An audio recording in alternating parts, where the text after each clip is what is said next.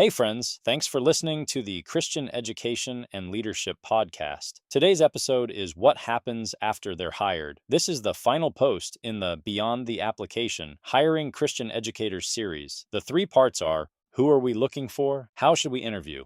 What happens after they're hired? This post, we've explored how to identify the right candidates and how to structure interviews that reveal more than surface level answers. But the real work begins after the contract is signed. Hiring is not the finish line. It's the starting point of discipleship and mentorship.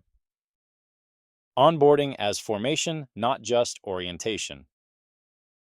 Too often, onboarding is reduced to paperwork and introductions, but in Christian schools, it should be a formative season that sets the tone for mission alignment. Orientation should be sufficient in length and robust in content. It must cover the school's mission, statement of faith, and lifestyle expectations, and also explore how the school is actively carrying out its mission.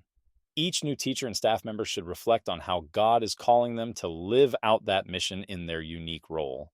A strong orientation process should also provide significant time for teachers to spend with peers or mentor teachers. Build in both scripted time, logistics, procedures, training, and unscripted time for questions, answers, and relational support. Ensure new staff are not just oriented to tasks, but welcomed into the community and culture. Mentorship and growth.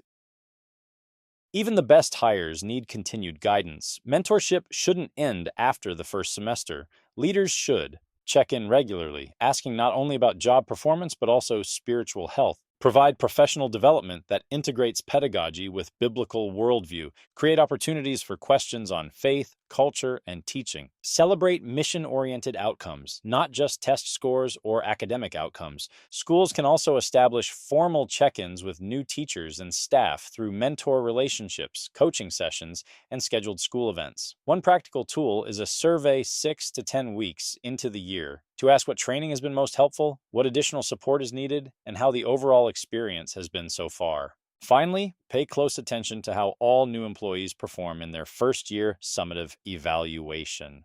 This isn't just about compliance. It's an opportunity to encourage growth, identify needs, and strengthen mission alignment.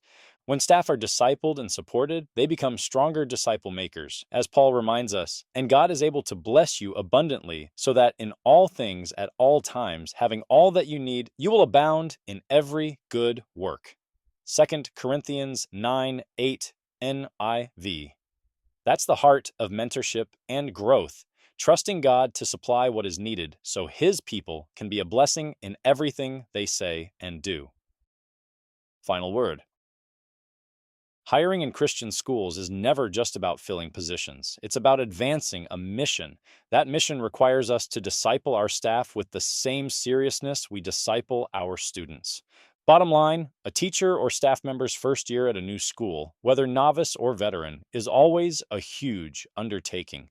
New processes, systems, and relationships all compete for space at once.